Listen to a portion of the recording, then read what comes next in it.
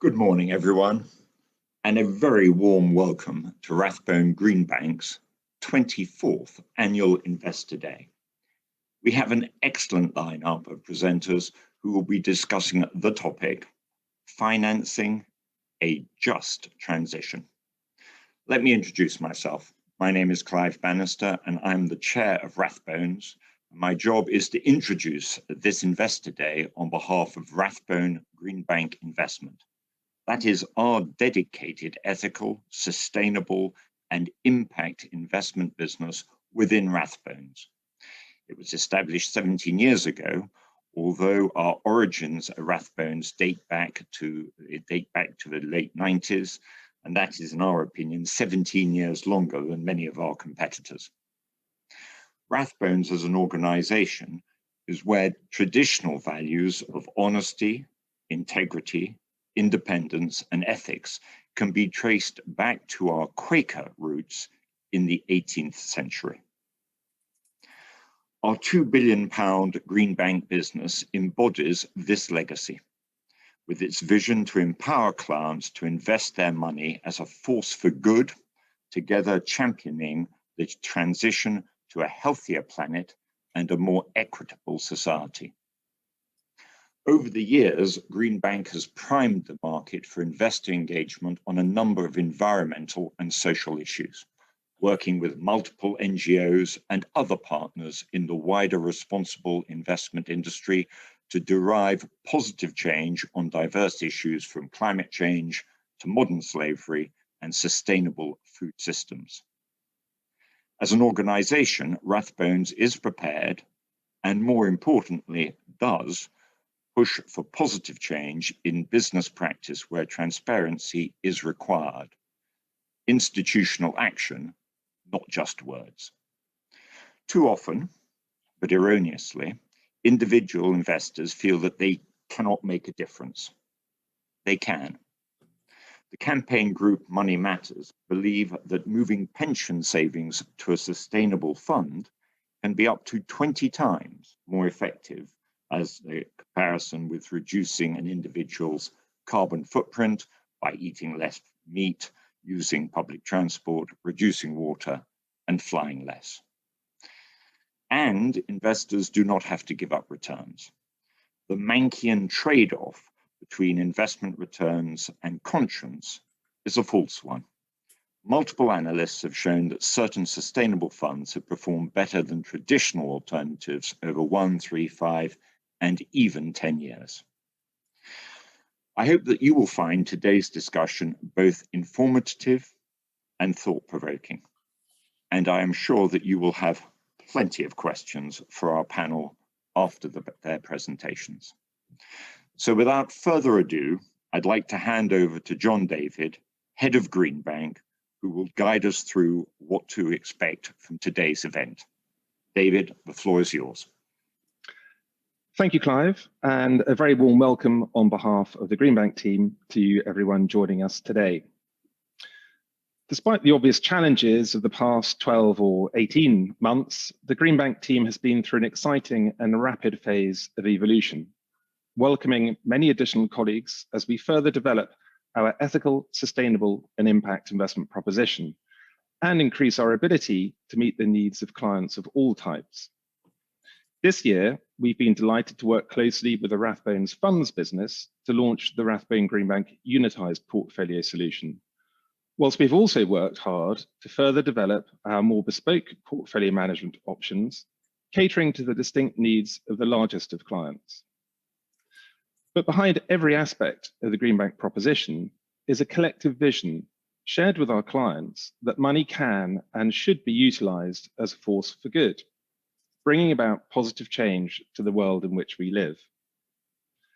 Earlier this year, we signed up to the Net Zero Asset Owners Initiative, and we have continued our efforts to fully embed our 8 sustainable development themes across every stage of our investment process. At the same time, we have continued our pioneering role to catalyze the wider market's action on a range of social and environmental issues, most recently including work on topics such as biodiversity and healthy food. Over the course of the year, we've been delighted to welcome many new clients. And as Clive has already noted, we have reached the milestone of 2 billion in funds under our management.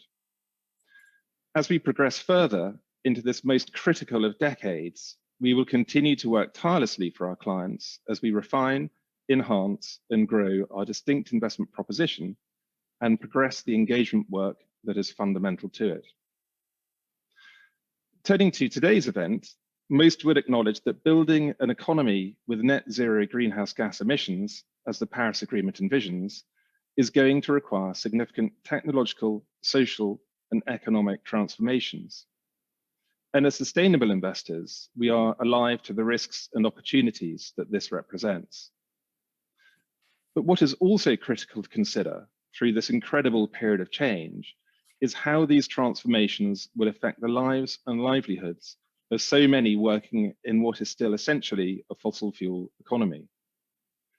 The move to net zero must bring about a just transition where the new jobs created are of high quality and our communities are thriving and resilient. You will learn a little more of Greenbank's approach as the morning progresses, but before we welcome our first speaker, I wanted to run through some quick IT housekeeping as well as today's agenda. So firstly, you can submit a question at any time through the engagement panel with the scrolling bar on the right of your screen. We will answer as many questions as time permits during the Q&A, and you are welcome to post your questions anonymously. Throughout the presentations, the speakers may instigate a poll. This will also pop up on the engagement panel on the right-hand side of your screen, so do please answer the questions as they arise. Throughout the morning, if you are on Twitter, please tweet about the event using the hashtags #RathboneGreenbank and financing a #JustTransition.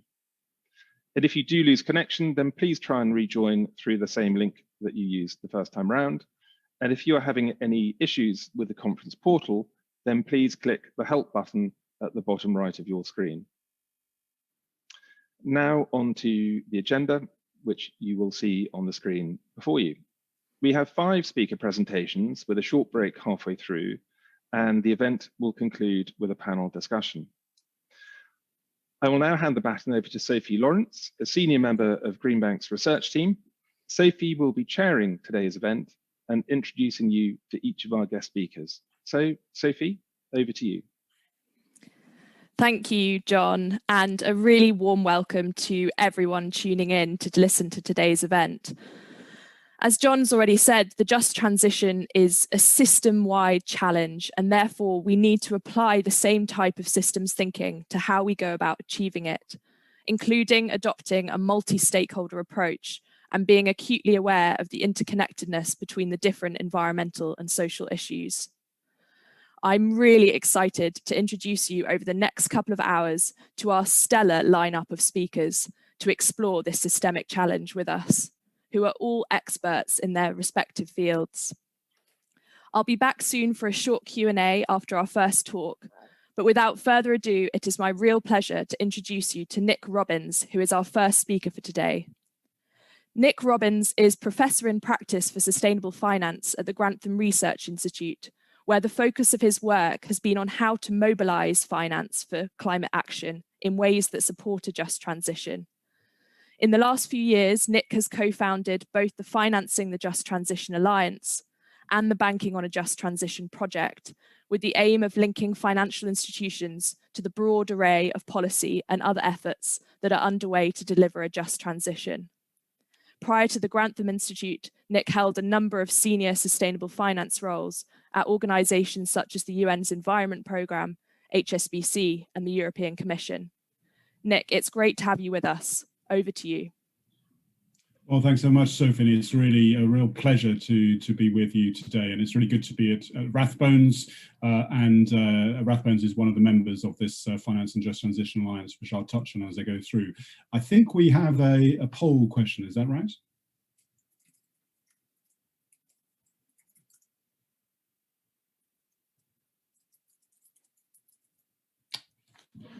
Otherwise, I'm going to just run through my presentation. Okay, very good. So as we've heard from John and from Sophie and from Clive, just transition is really at the heart of how we achieve our climate goals, which is why I called this presentation Just Zero. What I'm going to try to do in the next few minutes is to sort of really set out why investors should be involved and what they can do, and really looking forward to hearing from the other sort of leaders in this field, notably Sharan and Rachel and Kingsmill, as we go through this presentation. So I'm going to run through this presentation, and it really just help, I think, have a sort of level playing field in terms of what the just transition is and why investors should take action.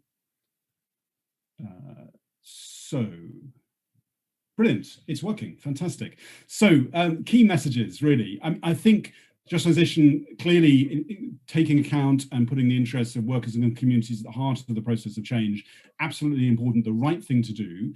But I think also the just transition increasingly recognised as a critical enabling condition. We're not going to make the progress, accelerate the progress that we need to see in terms of the shift to net zero without justice and fairness being at the heart of it. And I think we all know that this has really been accentuated through the COVID crisis, which obviously has highlighted and exacerbated so many inequalities. What we're seeing is that actually some policymakers, some businesses and finance institutions are starting to move. We've got a series of first-of-a-kind initiatives underway, and we're going to have those profiled on this session today. But clearly now we need to scale up. Action on just transition is not at the scale which really responds to the urgency of what we have. And this is going to be critical to getting a deal at COP26, the climate summit this November, which the UK is hosting, and the implementation. And investors, Rathbones and those of you on the call have a really critical role to support this process in terms of assessing your investments, engaging with the companies you own, allocating capital, talking and advocating with policymakers, and also thinking about new partnerships. The challenge, I think, perhaps for the investment community is this old trinity of ESG. And I think in the past, we've seen environmental issues, social issues, governance issues as somewhat as separate silos. What the just transition really is forcing us to do is recognize there's a profound social dimension to this environmental theme of climate change. And we need to really bring together the environmental and social dimensions in an integrated and systemic approach to change. And the just transition has really firm foundations. Trade unions in particular have been advocating for a just transition for decades to make sure that the process of environmental improvement is fair and just for workers and communities. But this is now embedded in the Paris Agreement. So all of us who are committed to be Paris aligned, to implement the Paris Agreement, the just transition has to be part of that. So in the Paris Agreement, this commitment that the process of change has to be linked to the creation of decent work and quality jobs.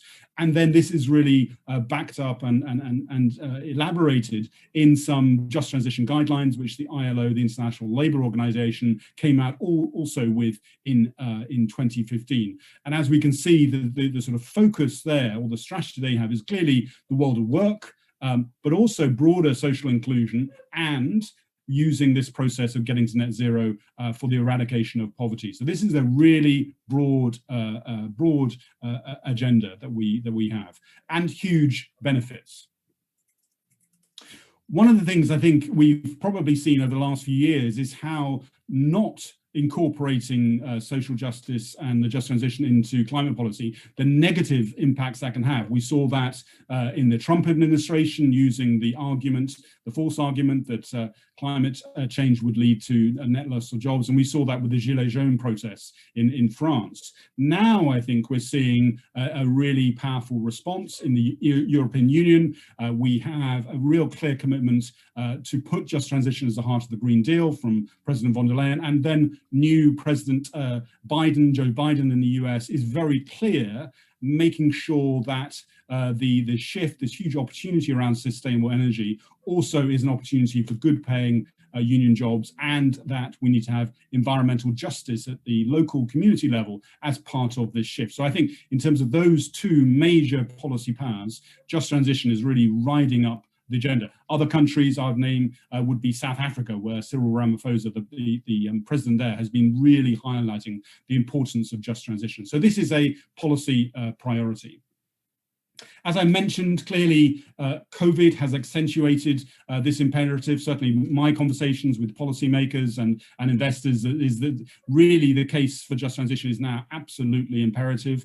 And so some of the principles we've been developing with our partners over a number of years is what should we be thinking about as we approach this question of the just transition.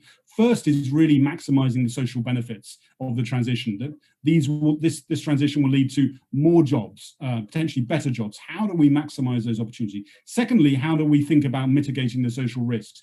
How do we think about ensuring that workers and communities are not left behind? Investors have been thinking for many years about stranded assets. We want to avoid stranded workers, stranded communities, and potentially even stranded countries. This will require a process of empowerment, particularly to enable those who are affected by change can participate in those decisions, whether that's in the workplace, in the community, or the national level. And this means we need to anticipate as well. We need to think ahead. This is a transition. We have the ability to shape this process. So think ahead about the human and workforce implications of this. And then obviously this requires investment, both from the public sector, but also crucially from the private sector, from investors and from banks. And that's what I'd like to now turn to, is particularly the role of investors in terms of the just transition. So the work we've been doing with many partners, with the Principles of Responsible Investment, indeed with Sharan's organization, the International Trade Union Confederation, and also with our colleagues at Harvard, has been to set out a framework for investors of how they can deal with the just transition and make it a core part of investor climate strategies and investment strategies more broadly. We've identified sort of 5 areas of action. Clearly, making the just transition part of investment strategy. Secondly, using voice and pressure through shareholder engagement.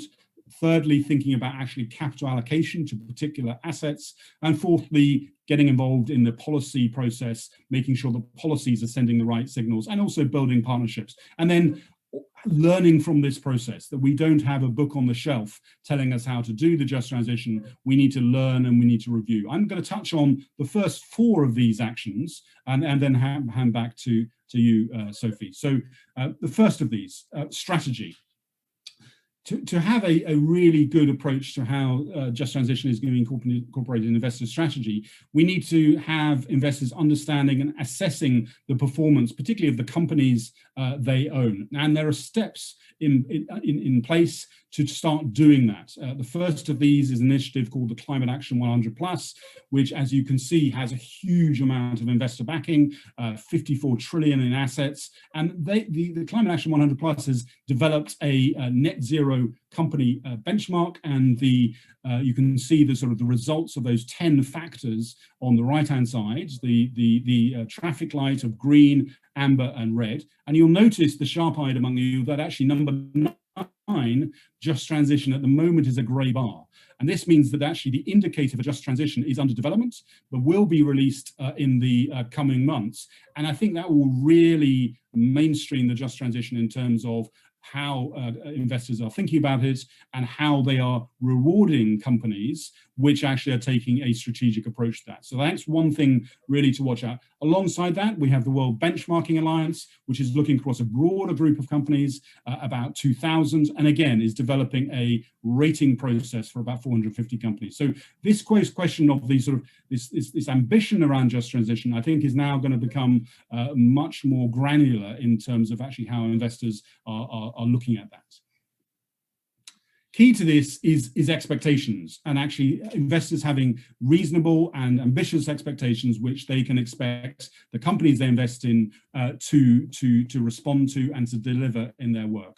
And with, again, learning from many people, we've developed a set of 7 which we'll be releasing next month. And these are all, I think, fairly simple. There are no big surprises here. So firstly, expectation from investors is to see a just transition action plan from companies, and this really embedded into the company's business model and governance system as the company is achieving net zero. That this isn't a sideshow, this is really at the heart. So that would be the first expectation. Then clearly workers, making sure that this process of change is delivering good jobs, decent work, that there is social dialogue with workers and trade unions, and that there is clear programs around retraining, redeployment, and this is obviously connected to core issues around inclusion and diversity and health and safety and so on. So that's a workforce pillar, absolutely essential.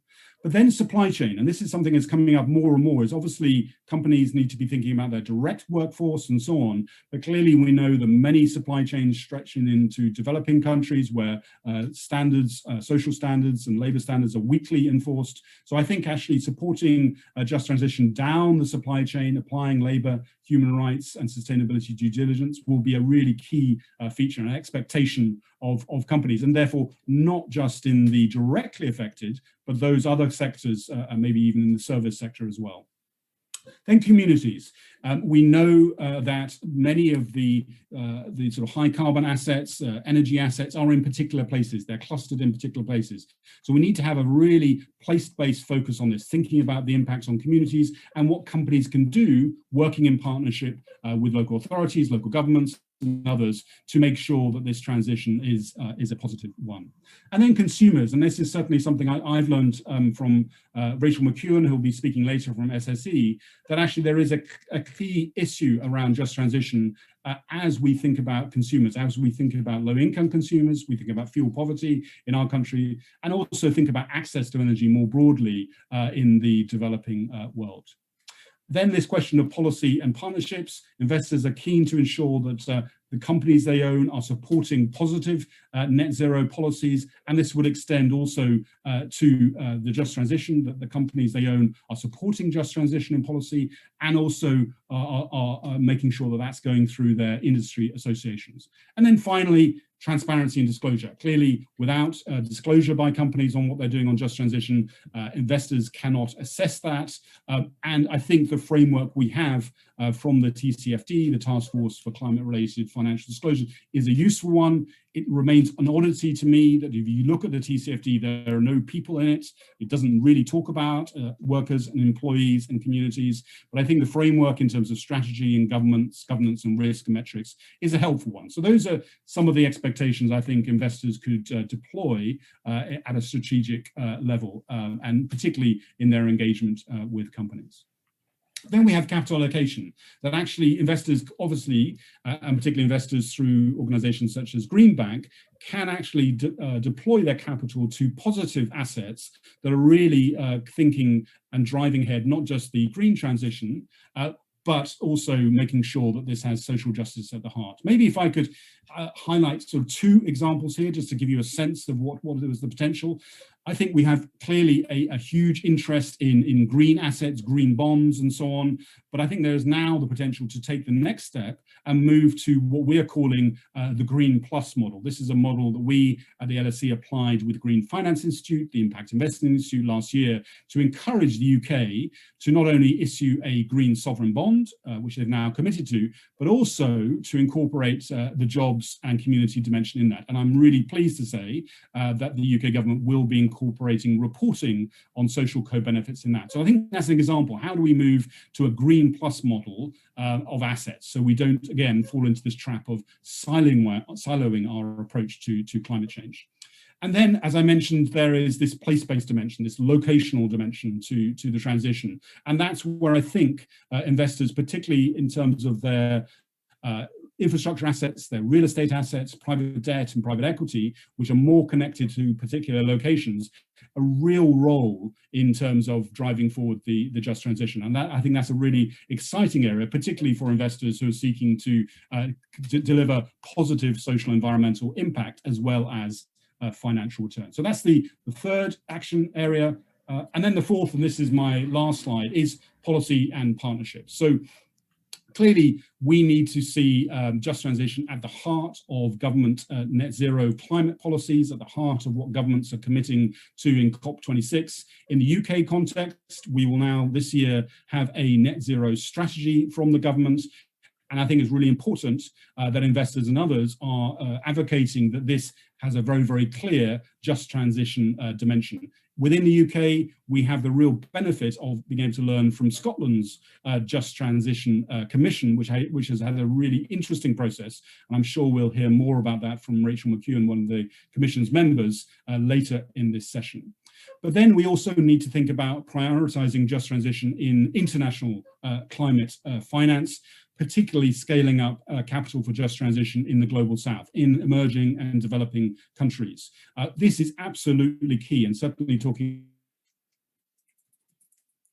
partners in South Africa and India. This is a real missing area. Clearly, climate finance is focusing on driving clean energy, it's focusing on delivering resilience, but we do not have a particular dedicated stream of funds for just transition. And that's, I think, what we're going to need to see for COP26. And then clearly, in terms of partnerships, this is a team sport.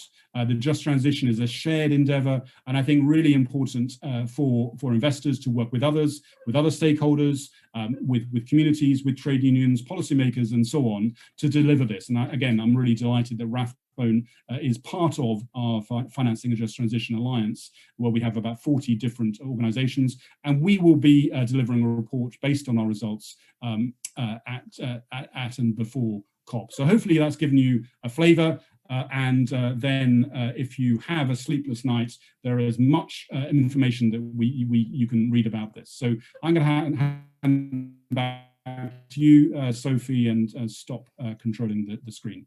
Thanks so much. Thank you, Nick, for setting the scene so brilliantly for us on this topic today. And we've got a couple of minutes now, and just one follow-up question for you, if that's okay. And you touched on it briefly at the end there, but you were mentioning the kind of policy foundations for a just transition and some examples of increased policy commitment, including Biden's jobs plan for the US. I wondered whether you were encouraged by the political ambition for a just transition in the UK, and also just touching on that point you made at the end there as well, what your perspective was on how the just transition is playing out in some of the major emerging economies such as China and India. Yeah. No, well, thank you. So I think we're seeing increasing recognition in the UK and UK policymakers about the just transition, particularly at the international level in terms of COP26, through initiatives such as the Powering Past Coal initiative and so on. And as I said, I think this year's net zero strategy will be the moment really for the government to lock that into core climate strategy. We've had the Climate Change Committee advocating for just transition, and many others.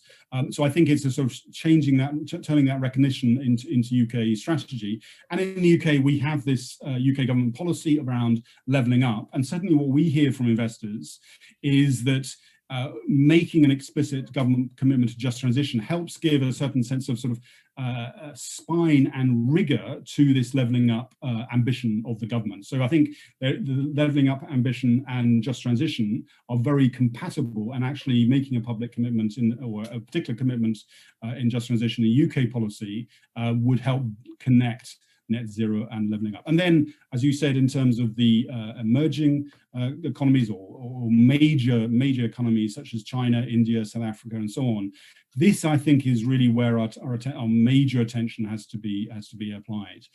Clearly, these are countries which are still often increasing their emissions, often have weakest enforcement of social standards, and I think certainly in the work we've been doing with colleagues in South Africa and India, a real need to be thinking about scaling up public finance for that. So I think international finance for that. So it's both public, but also investor flows. So from organizations such as Rathbone and the other investors on the call. But I think as we head towards COP, I think the just transition is seen more and more as a critical success factor for COP this year. Great, thank you. Yeah, all eyes on COP, and you've already provided some ways that us as investors can get involved with that policy angle as well. And I'm sure we'll be picking up on some of those points later on. So thank you so much, Nick. And we look forward to you joining the panel a bit later on. But I'd now like to give the virtual floor to our next speaker for the day, Kingsmill Bond. Kingsmill spent 25 years working within the financial services industry before taking up his role as an energy strategist at Carbon Tracker. Carbon Tracker is an independent financial think tank that carries out in-depth analysis on the impact of the energy transition on capital markets and has firmly cemented the terms carbon bubble and stranded assets into our vocabulary. Kingsmill believes that the energy transition is the most important driver of financial markets and geopolitics in the modern era. Over to you, Kingsmill, to tell us a bit more. Brilliant. Thank you very much, Sophie. And before I plunge in, I'm going to start, if I may, with a poll, which I hope will now appear on your screens. The poll is the following. What is the date of peak fossil fuel demand? What is the date of peak fossil fuel demand? You have four options. Is it 2019, 2025, 2040, or 2100? Those are your options, and please vote. So whilst you're voting, I'd like to just say it's a great pleasure to speak after Nick, who's been a great visionary of the energy transition and indeed set Carbon Tracker up 10 years ago. Carbon Tracker is a think tank that analyzes the impact of the energy transition on financial markets. We've been telling people for a long time that what has come to pass would come to pass. I feel we've a degree of credibility.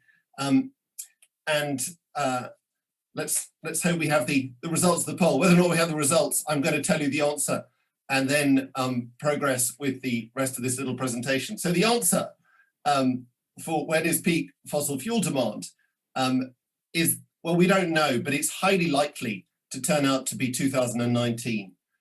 We think so. DNV, the Norwegian energy conglomerate, thinks so. And just to explain why this is the case, or it's worth noting that peak coal turned out, for example, to be 2014. The IEA only worked it out in November 2020, 6 years after the event. Peak cars was 2017. Peak petrol, the IEA is now telling us, was indeed 2019. And developed market peak fossil fuel demand was 2007. So it's totally credible to imagine. And the reason why is because fossil fuel demand itself grows extremely slowly at about 1% a year. Sorry, total energy demand grows about 1% a year.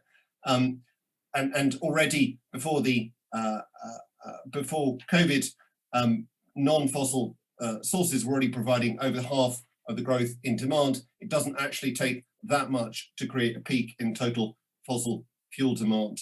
There is, of course, a chance that the bounce back in 2021 and 2022 will take us slightly over 2019 levels, but that's a totally academic debate. The main point simply is that we've reached a fossil fuel plateau. The plateau will last a few years and then demand will fall off a cliff. Okay, I can't yet see the results of the poll, but nevertheless, bear with me, no doubt will materialize at some stage. So there are two parts to this presentation. First of all, I want to talk about the financial arguments, and then I'm going to talk about justice. It's a little bit strange for me as a financial market analyst, I guess, to talk about justice, but as I'm going to lay out, it's one of those rare occasions when doing the right thing and doing the profitable thing actually coincide. So let's start with the financial argument. As many people have realized, there has been a technology revolution over the course of this decade, which has seen solar, wind, and battery costs fall by up to 90%. And costs are on learning curves, so they are likely to continue to fall. In fact, we know they're going to continue to fall. In the last couple of years, the cost of solar and wind have fallen below the cost of fossil fuels for electricity generation in 90% of the world. So the economic advantage has shifted to renewables. Moreover, they've just hit the inflection point in the S-curve of growth. And you will recall that once you hit the inflection point, you get very, very rapid growth of these new technologies. So it's a technology shift at heart, and it's a technology shift which is supercharged by politics.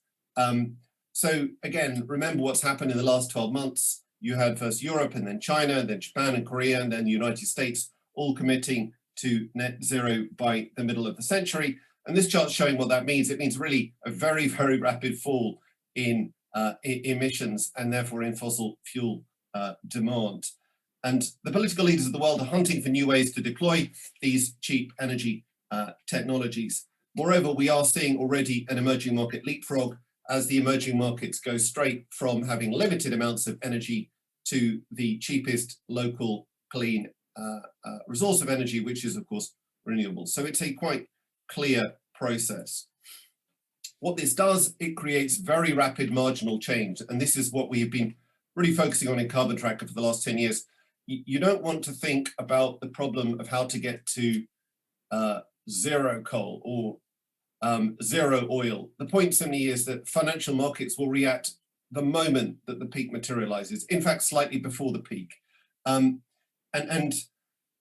because the fossil fuel system is enormous, flabby, and in denial about change, the moment you move from growth to decline, as this chart is showing, you get these stranded assets. They plan for growth, growth doesn't materialize, and you get stranded assets. Witness, for example, the $200 billion in oil sector write-downs we've seen in the last year, the fact that half the US coal sector went bust within 3% of the peak, or the continued underperformance of the fossil fuel sectors. And all this means that there are extremely sound financial reasons for investors to exit the dying fossil fuel industries and allocate capital to the renewable sectors of the future. And at heart, it's a really simple question. There's just no point investing in this stuff. It's like investing in the canal industry in 1850 or in the horse industry in 1910. It's just a really dumb thing to do. Anyway, so that's the financial argument. Let me now just move briefly on to the justice argument. And I think Nick's always too polite, if I may say so. What you've got to realize, everyone, is it's the rich what use the fossil fuels. Moreover, it's fossil fuel incumbents who use the idea of justice in order, I may say, to hold back an energy transition.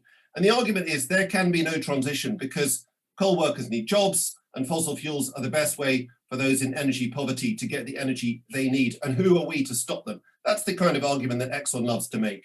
And the point is that this is not an argument being made by the Pope or any other religious leader or anyone who actually cares about the interests of the poor. It's the argument being made by Exxon and hitherto rapacious capitalists. So ask yourself the question, have they finally found religion? Of course not. They're simply a tool to enable them to continue to pollute with impunity.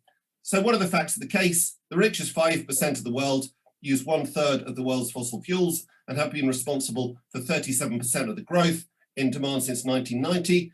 The entire profits of the fossil fuel industry are derived from the fact they don't have to pay for the externality cost of their product. They can pollute for free, socialize the costs, privatize the benefits, and use the money to bribe politicians. It's a marvelous gig for them.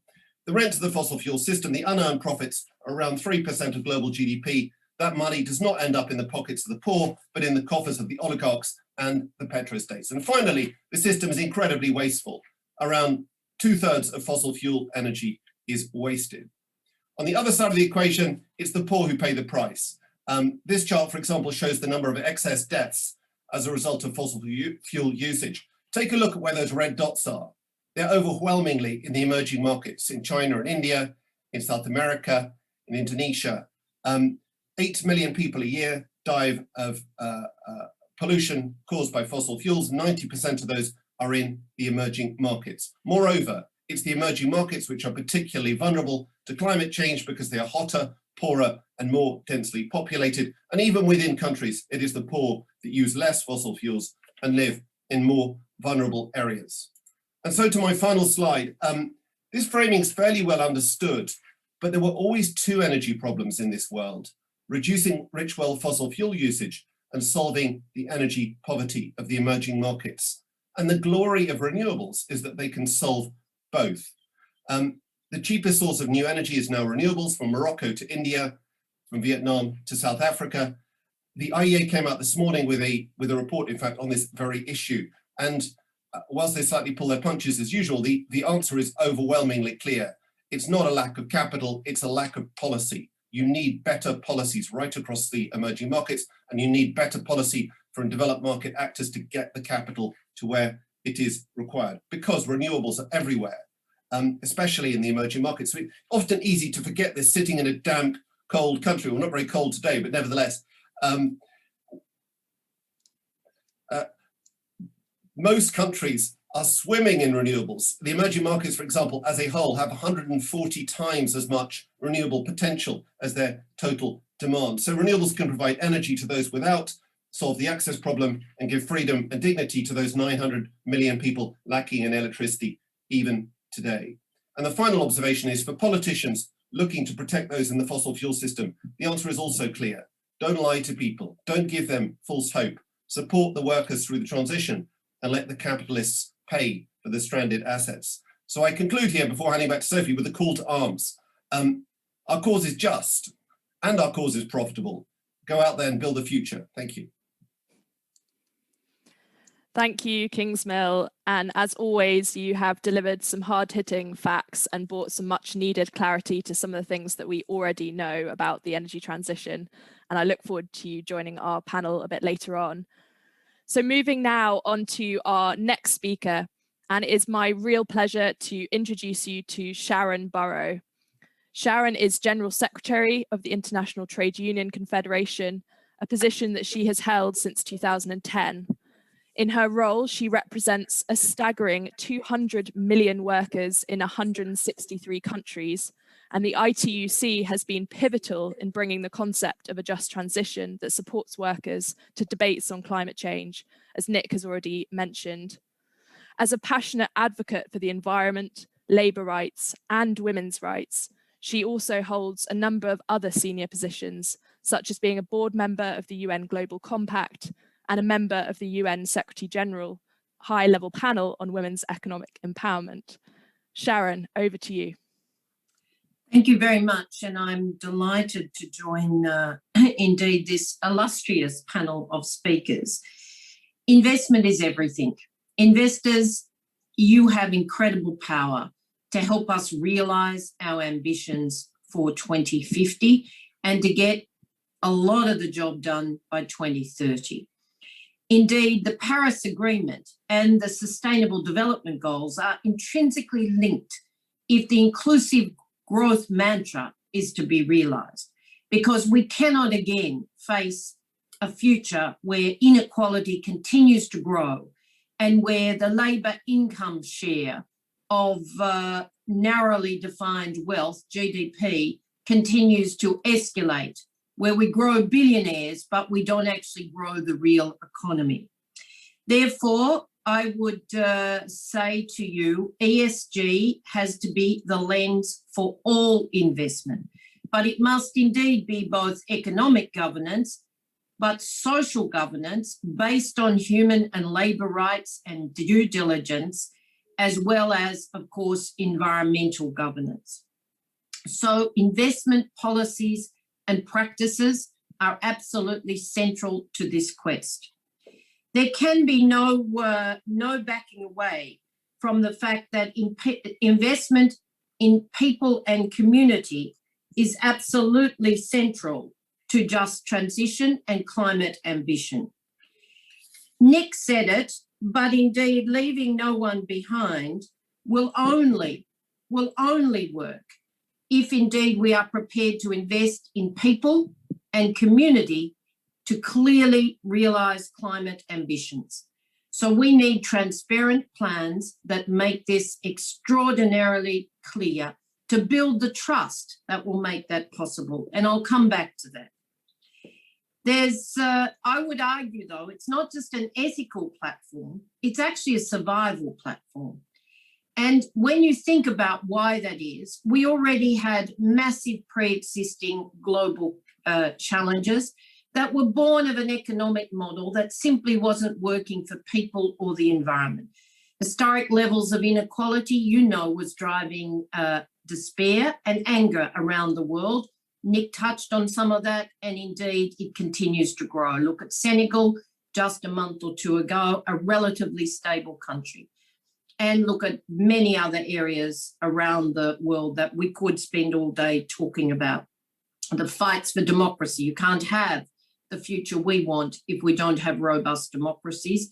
And sadly, we're actually not winning that fight right now. We'll continue to fight it, but we must start winning. But also the climate emergency. There is no future unless we have a stable planet.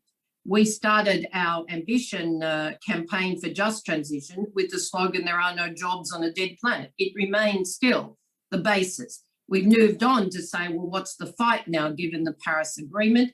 and the Sustainable Development Goals for jobs, good jobs on a living planet. So for workers, these global challenges, then overlaid by the health crisis and the exposure again of the fault lines around the global economy with vaccine nationalism. You can't have an economy. Investments can't profit. People can't profit and share prosperity if indeed we're not safe.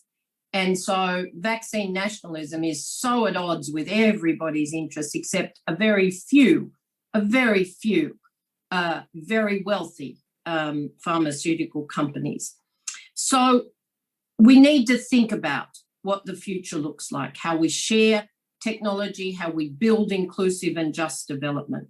So I would say to you, all investment, all investor planning, all corporate planning, because it's linked, and the behaviour to actually get to a corporate plan that investors can drive is vital. And it means engagement, pure and simple, but it also means accountability.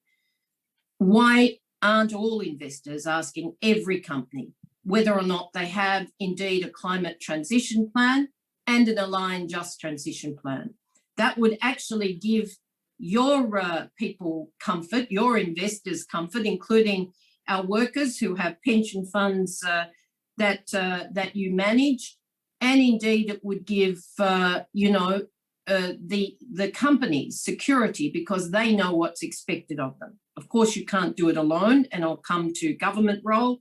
But before I actually make the case for your behaviour and how you can actually use your power, we have a poll, and perhaps it could be put up. It actually asks you how important it is that companies have a just transition plan. How important is it that companies have a just transition plan? And I wanted your raw views on this before I try to sway your opinion. Imagine the poll's up. So I'm just going to keep going while you actually manage that, and we'll come back to the results. And I know then how hard our work is to actually convince you that we need your action on this case. I will say government regulation and multilateral reform is also vital. We need mandated due diligence. Now, of course, our central fight is around what kind of social contract we want. And so human and labour rights are at the core of that. That's about, of course, assessing risk. You know that, how to do that better than anybody. But it's also about setting up the grievance procedures that actually affect the capacity to have remedy, and then monitoring supply chains everywhere. Indeed, we need WTO reform. You can't continue the failed economic model of global trade, apart from the human impact. And I've walked those supply chains. I can tell you story after story of dehumanising exploitation, where CEOs just have no knowledge that that's in their supply chain. Now, you can say, well, that's, unacceptable, and it is, but it's the model that we've had. We need transparency. We need responsibility at all levels for mandated due diligence to make that a floor. So in the WTO, we want a floor of human and labour rights. And indeed, for anyone who wants to see how that would be affected, I can send you a brief. And of course, we would want environmental standards to sit alongside of that. I think that's a joint quest from all of us. We can lead the labour issues, but we need people, NGOs, investors, climate warriors to help us drive collectively the environmental standards as a basis for fair competition, but also that survival platform I talked about. So for workers, we need a new social contract. That's the ethics at the base of it. We need jobs, jobs and jobs. They have to be climate-friendly jobs. We want to return to full employment. And, Nick Robbins and I have spent a lot of time talking about the role of central banks in that, as well as governments. And, of course, we need just transition. We need rights, and that I've already outlined. Human and labour rights, just transition, due diligence, all are linked. We need universal social protection. Without that, it's impossible.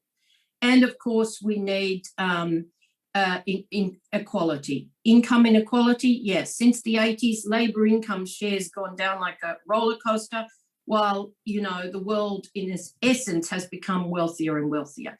But we also need gender and racial equality if we're to actually get that inclusive future.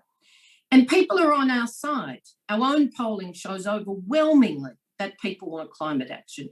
And I was looking for some reference to a demand for investor action, and I read a profile on Ergon. I'm not sure if I'm pronouncing it correctly, but, you know, major markets in the UK, US, and of course the Netherlands, but emerging portfolios in other countries, including Brazil, China, Portugal, and Spain. And 68% of their portfolio, they claim, is now ESG driven. I didn't see a lot of social in the material I read, but indeed 77% of Ergon's customers agreed that climate change is an important risk to consider when investing for their future.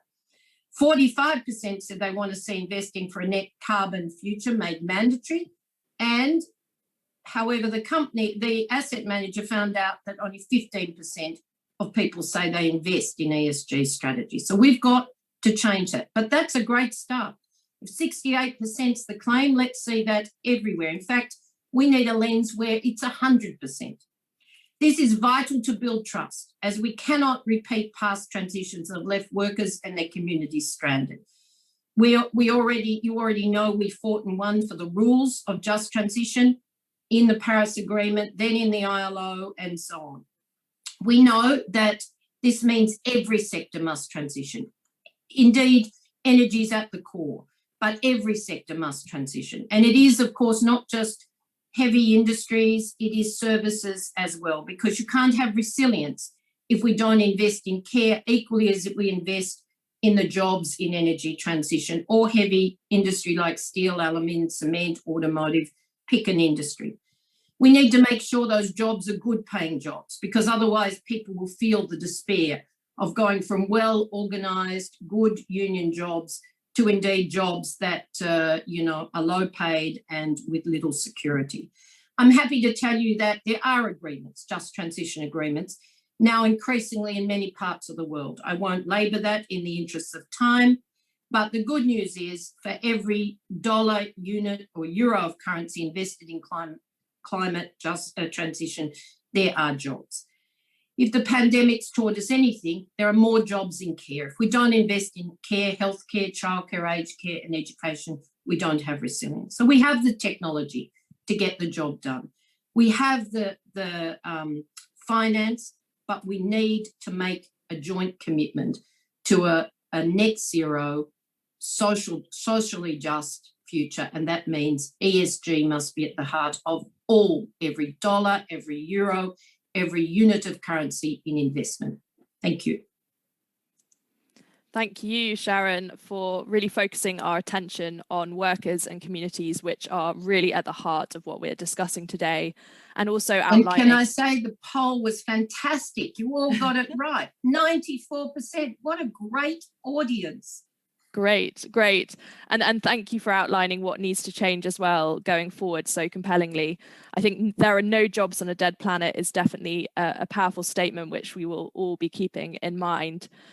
So we now have a slightly shorter break than planned, just about 7 minutes, and we will reconvene at 11 a.m.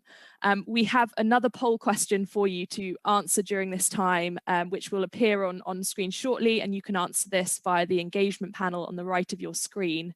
The question is, do you think pursuing a just transition will slow down our journey to net zero emissions? We will be debating this question and your results at the start of our panel Q&A. So I'll see you all shortly for our final two presentations and our panel discussion when we rejoin in 7 minutes at 11 a.m.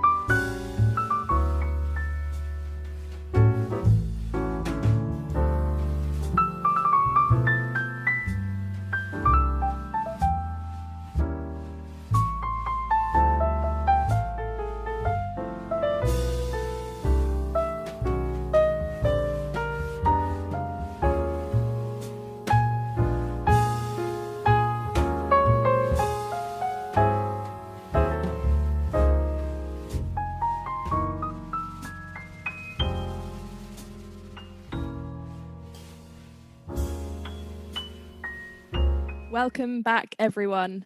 We have two more brilliant speakers for you, and then we'll be moving into our panel Q&A. So please do keep submitting your questions for our speakers. Our next speaker is Rachel McEwen. Rachel is the Chief Sustainability Officer at SSE, one of the UK's largest energy suppliers. Last year, SSE broke new ground to be the first company to publish a just transition plan to help to protect workers and communities as the UK moves towards net zero. Rachel also sits on the Just Transition Commission for Scotland. The commission was set up to advise Scottish ministers on how to apply the International Labour Organisation's Just Transition principles. Over to you, Rachel.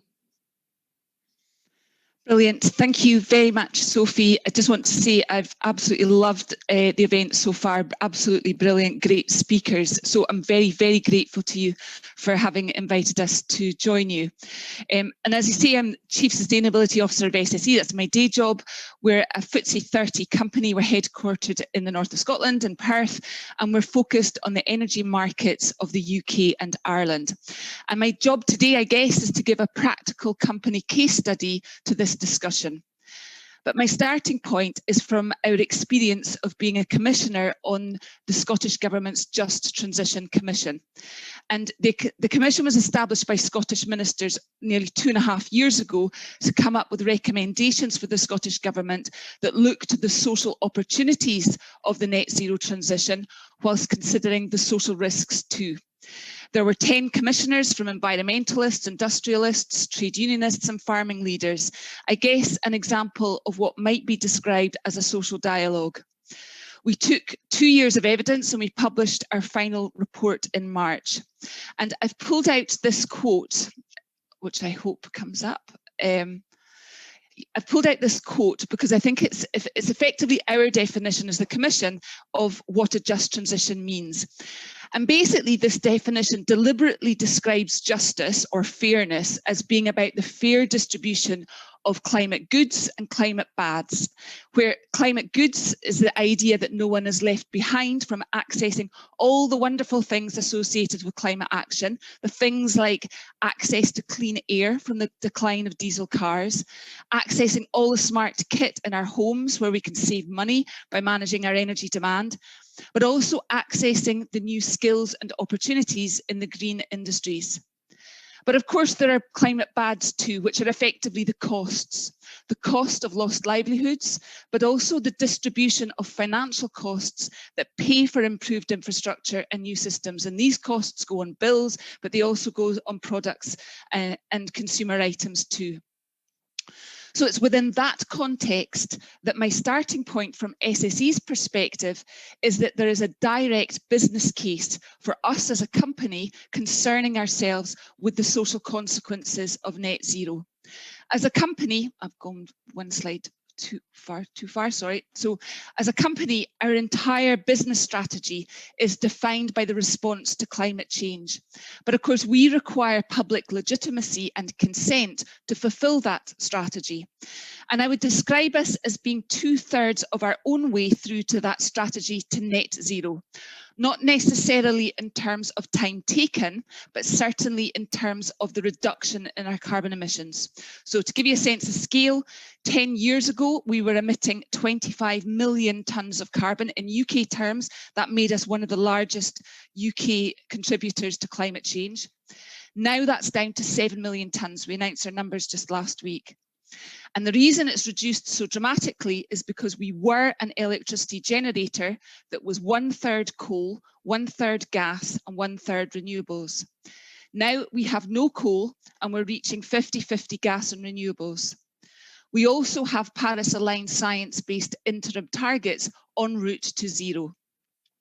And my point here is that this means that SSE isn't starting with a blank sheet of paper. Neither is the UK, neither is the planet. We are transitioning from one state of being into another. Now, it is true that there are some renewable startups, I guess you could describe as having that blank sheet of paper, who are not transitioning from high carbon activity and who do not need to manage the decline of high carbon assets. But just because they have that privilege doesn't mean to say they don't have a role in bringing about a just transition. And this idea influenced us because SSE is both. We are creating new business activities from renewables at scale and at pace, but we also have a portfolio of older gas generating assets. So our Just Transition strategy that we published in November last year has framed our thinking into those two themes, the notion that we're transitioning into something new and green precisely at the same time as exiting out of high carbon activity. So this slide, and I've got to the right order, this slide is our strategy in a nutshell. We deliberately put the transitioning in theme first because we believe this is where our most material impacts lie. We are investing £7.5 billion in 5 years into low carbon energy infrastructure, and that creates significant opportunity for economic prosperity. And right now, SSE is constructing more wind capacity than any other developer in the world. Now, this is an extremely competitive market, so I'm not sure how long I can say that for, but I guess what I'm trying to get across is the scale of what we're involved in. But of course, when we're creating that new, there has to be standards, safeguards, and principles that govern the nature of that new that's being created. So in our first pillar, we talk about the basic standards such as real living wages and the idea of decent work where there's continued learning and the opportunity for progression. But there is also a nod to the idea that what went before was not necessarily social utopia. This is an industry that has to become more diverse, both in gender terms, but also with more Black, Asian and ethnic minority participants. Then the second pillar is about consumers. From the country perspective, when I was on the Commission, the opportunities for injustice that can arise for consumers can sometimes feel a little overwhelming.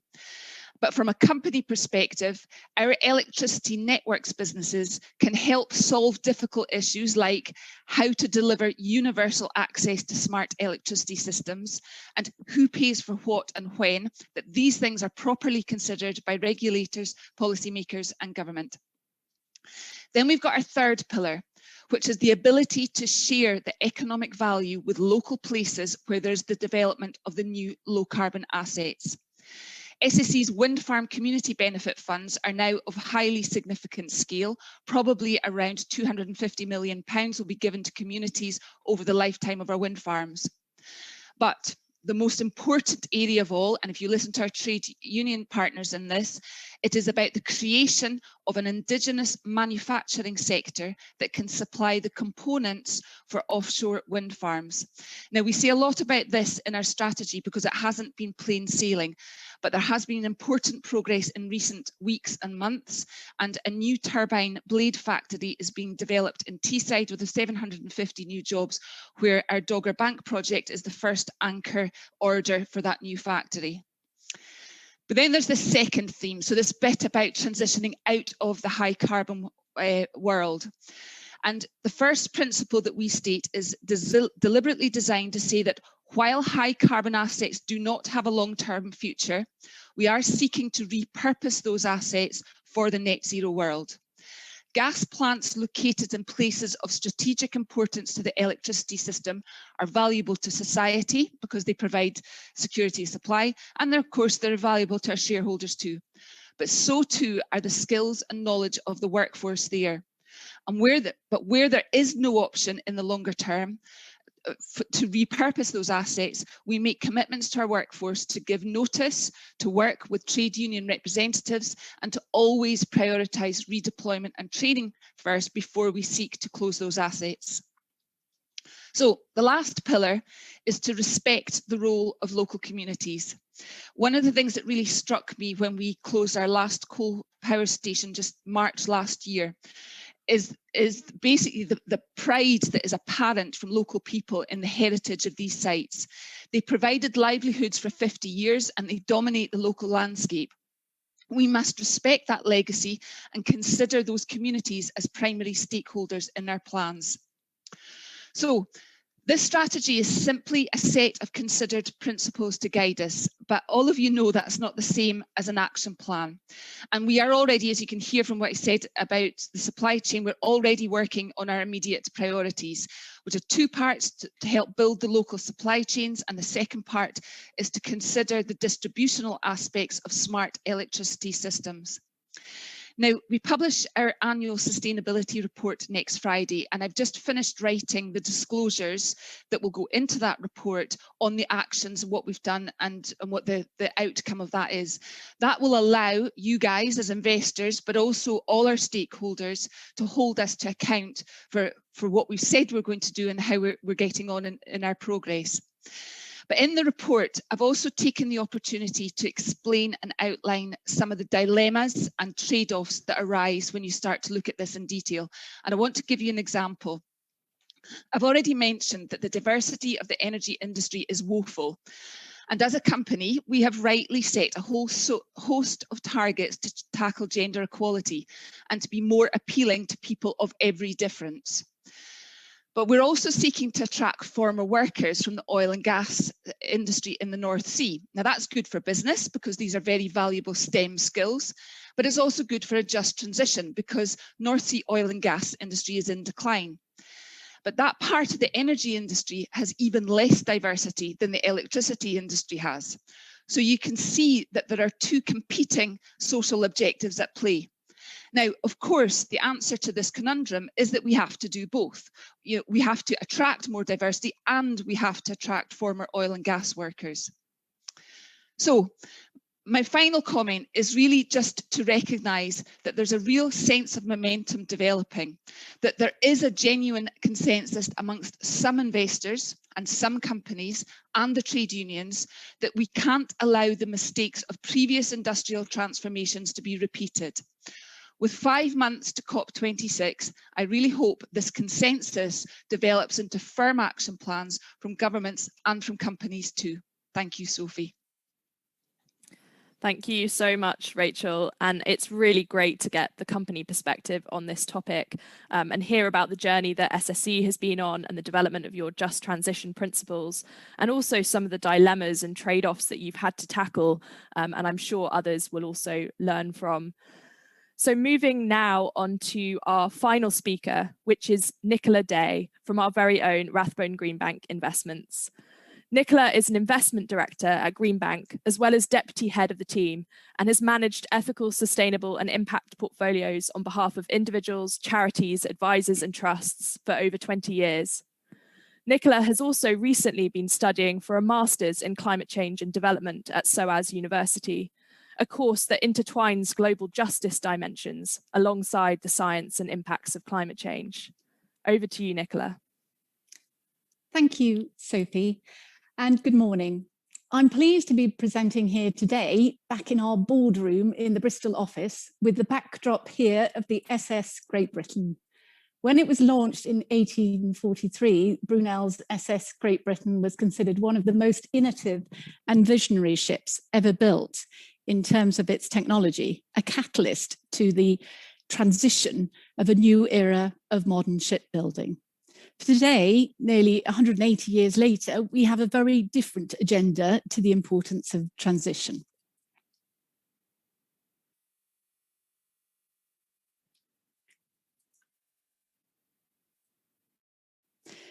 So as the low carbon economy transition gathers pace, let's reflect on where previous transitions have left us.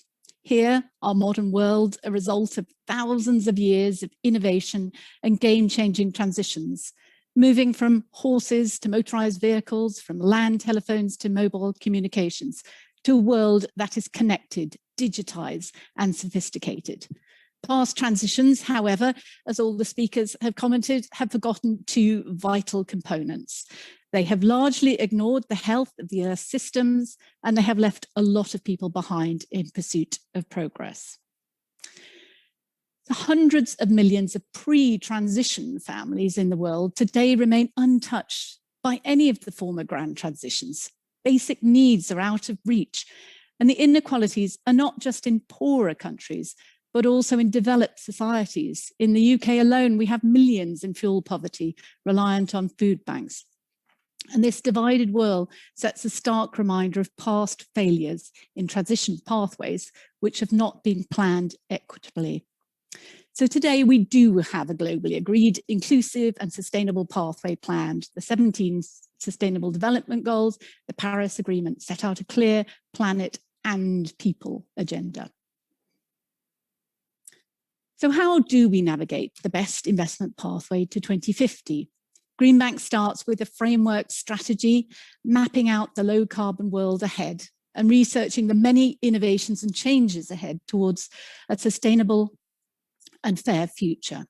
We seek companies adopting strategies that are smart for all, impactful and intentional. The smart approach is to embrace circular economics, avoiding traditional linear models which take, make and dispose, resulting in mounting external costs to society and the environment. Circular models focus on reuse, recycling, regeneration, restoring, designing out wastage and avoiding pollution is the smarter pathway. Models that are for all, encompassing fair practices for employees, well-supervised supply chain management and responsibility towards communities. And impactful, so that companies are strategically positioning, measuring and reporting on their impact. And intentional, with mission and purpose at the outset, at board level, ingrained in corporate strategy, not just an add-on, but ensuring it is there by design. And these qualities, we believe, build in long-term resilience, strong profitability opportunities, and true sustainability into companies' business models. So this next decade of transition needs a scale and pace to it that the world has never faced before. We cannot afford to take a journey with incremental changes, trying only to do better gradually, as we have done before. We now need a transformational agenda. Transitions are underway across all companies and industries, from how we produce energy, we make things, we use land and grow things, how we provide healthcare and the way we get around. Fossil fuels are being replaced by renewable energy, combustion engines being replaced by electric vehicles, disruptions across all industrial processes. Concrete, for instance, is the second most consumed resource on the planet after water, and it alone accounts for an astonishing 8% of the world's carbon dioxide emissions. We need new, green, innovative industrial processes. And many of these sector shifts are happening at different speeds and trajectories. Technologies such as hydrogen may not be commercially viable for years, but others such as electric vehicles are likely to hit mass adoption soon. And it is our job to monitor these trends, recognizing the risks of the incumbents that are not moving at the right pace, but also seeking out successful investment opportunities in responsible companies developing credible, innovative solutions, and those providing the enabling infrastructure for our new decarbonised world, such as smart grids, battery storage technology. And all these technologies can have empowering qualities for the developing world. Renewable energy allows less developed countries to leapfrog to a cleaner world and bypass the polluting fossil fuel-based economic model, creating jobs and causing less pollution and allowing development to accelerate through advanced productivity and improved education. So Greenbank uses a framework to identify those businesses that are strategically aligned with 8 sustainable development themes, which consider all risks and opportunities encompassed in the 17 Sustainable Development Goals. And these themes cover a broad number of areas, from habitats and ecosystems to energy and climate to innovation and infrastructure.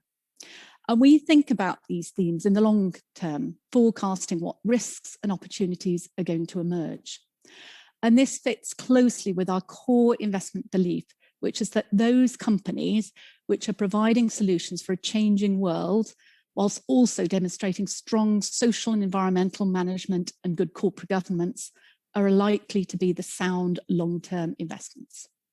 And we integrate these 8 themes throughout our investment and research process, from the stock selection through to the ongoing reporting. Our habitat and ecosystem work links to the broader Just Transition agenda in identifying organisations that help provide the necessities of food and safe, clean environments for all populations to thrive. Emerging food trends towards eating less meat, for instance, provide investment opportunities within companies developing plant-based protein solutions. And farming is transforming from the present day inefficient processes whereby crops have been subjected to a cocktail of insecticides, pesticides, herbicides, pretty much like trying to solve a headache by taking a shower with dissolved aspirin. Huge wastage and unnecessary costs. It has degraded soils, increased flood risks, polluted water, and led to the loss of wildlife and the decline of agricultural communities. There are much smarter ways to produce food in a sustainable way through approaches such as precision farming, which digitally regulates the health of soils and crops to provide more precise inputs only when needed, or regenerative agriculture, which focuses on soil health and aims to be profitable by reducing inputs and building up the natural capacity of the land, enabling local communities to protect and improve their well-being and environment. The food manufacturing company Unilever has adopted regenerative agriculture principles, whereby they work with their suppliers to identify which sustainable farming practices will deliver the best positive impact and support them in developing, tracking and measuring systems. So you should now hopefully be able to see a poll question appear in the engagement panel on the right of the screen, which would be great if you could answer that in terms of your thoughts on the growth of the electric vehicle market, which I'm just going to review now. And then we'll review the answers at the end after my presentation. So within our infrastructure theme here, we are aware that the design of cities, mobility and electricity networks will need to undergo huge transitions. The electrification of transport is at the heart of the green revolution. Changes across the private sector and the public and commercial transport value chain. From cities adopting clean buses to companies converting to electrified delivery fleets. And there are many investment opportunities from businesses with innovations in sensor, AI software and safety equipment, through to the companies developing the battery and hydrogen storage solutions, and those deploying charging infrastructure. Sales of electric vehicles now are gathering pace as pledges across many countries for a moratorium on combustion engine sales, including the UK by 2030, are driving momentum, with 10 million electric vehicles globally already on the road. And we see the mobility sector transforming further in the future into a service structure, moving away from personal car ownership and becoming more inclusive for all, towards e-mobility packages, which are being developed in some cities, offering one-stop point-to-point mobility services, providing clean public transport, autonomous driving, bike and walking routes, and a shift to low-emission electric car sharing accessible to all.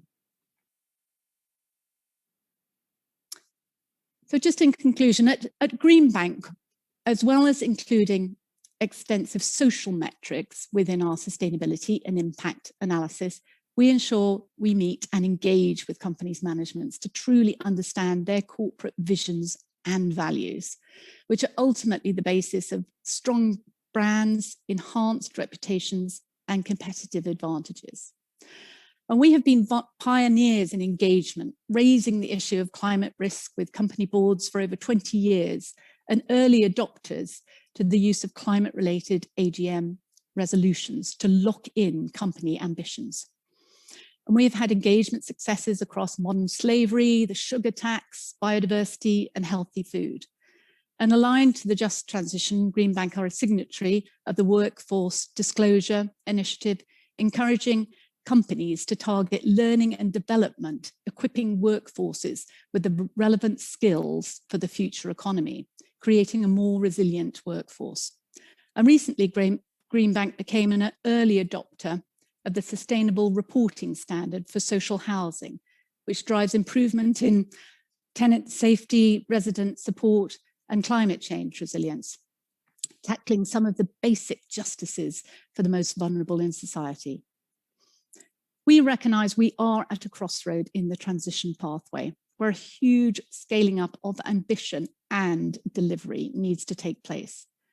We believe that the just transition is the smart pathway. It reduces systemic risk, it enhances human capital, and it allows for an equitable future for humanity while staying within our planetary boundaries. Thank you. Now, hopefully we can see the poll results now coming up from our question here in terms of the answers to the growth in electric car registrations throughout the world in 2020. Well, the answer is actually 41%, which a third of you were spot on with, and that's really showing the pace and scale of some of these innovations. It's just one example, but despite the pandemic, where we saw worldwide a downturn in car sales, it dropped 16% in 2020, electric vehicles did very much buck that trend. So 1 in 20 cars sold in 2020 worldwide were in the electric cars. So I'll hand you back now to Sophie, who will lead us through our Q&A. Thank you. Thank you so much, Nicola. And I think you've painted a really clear picture, and there's no doubt that we as investors have our part to play in achieving the just transition, both in how we're selecting companies for investment and how we're engaging with them on an ongoing basis on this topic. And you can read more about the social housing engagement work that Nicola mentioned in an upcoming Financing a Just Transition Alliance report, which we will be sure to share on our social media and with clients. So before I invite the rest of the speakers to join me for the panel Q&A, I would like to show you the results of the poll that we asked you during the break, which you can hopefully see on the screen now. So we asked you, do you think pursuing a just transition will slow down the journey to net zero emissions? And the vast majority of you, 77%, think it won't, which is definitely encouraging. But to chew these results with me and to take some audience questions, I'd now like to invite Nick, Kingsmill, Sharan, Rachel, and Nicola to join me all on screen. Great, so hopefully you are all gathering on screen with me in this virtual world. So to start us off with this discussion, are we surprised with these results, and do we all agree with our audience? And Sharan, it would be great if you could kick us off with that. So the results are fantastic. In fact, they're kind of unbelievable that we have such a gathering of like-minded people. So it is now the challenge for us to act accordingly.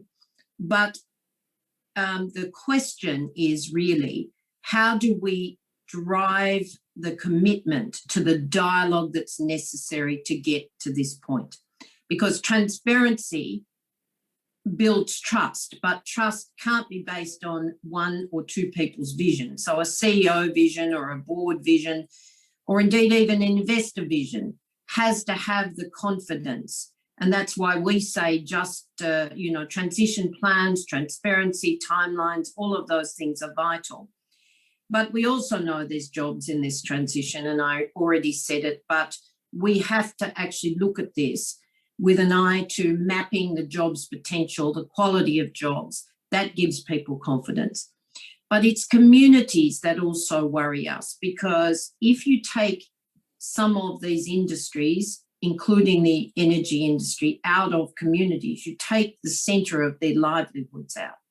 So just to give you a multiplier impact, if you are indeed investing in renewable energy, then you will get for every 10 jobs, 5 to 10 jobs in supply chains, and up to 35 if they're good living wage-based jobs in the broader economy.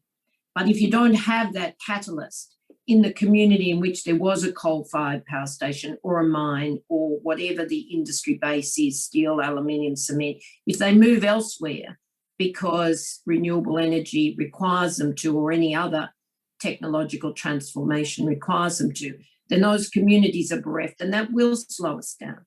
So investing in people, but also investing in community renewal is critical. Great, thank you, Sharan. And I wonder whether people also recognise that really the inequalities associated with the impacts of climate change are so great, as we've already heard today, that we've just got to continue pushing to net zero as quickly as possible. I wonder whether Kingsmill, you could pick up with your reflections linked to that, but also this question.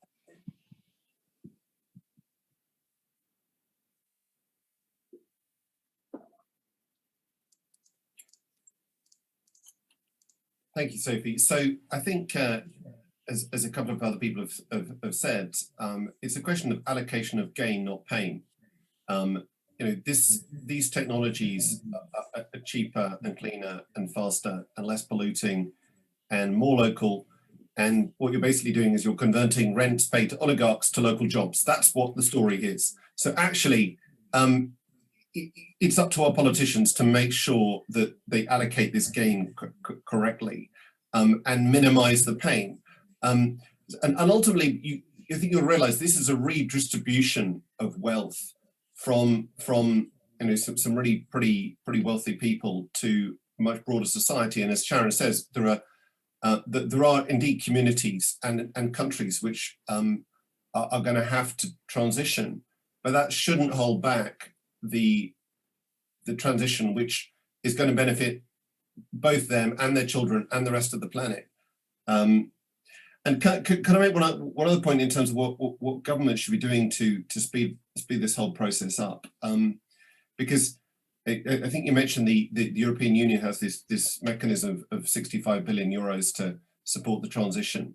I mean, think about that for a moment. 65 billion euros, and they're talking about 160,000 workers who are going to be supported.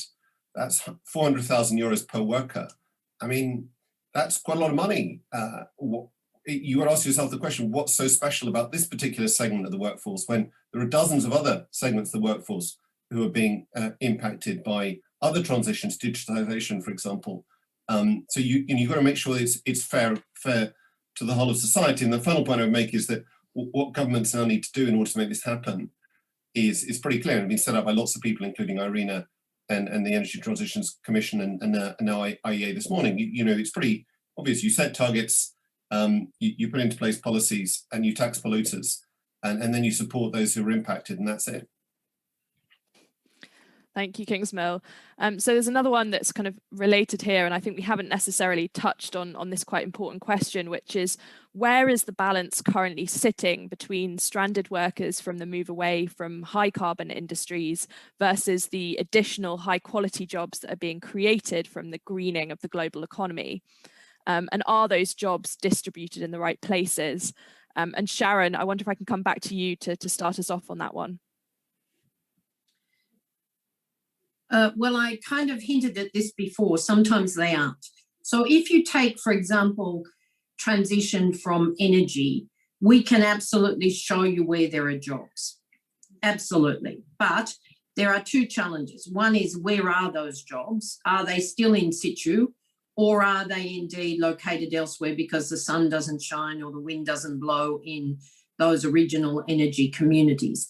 So that's why mixing the two is critical.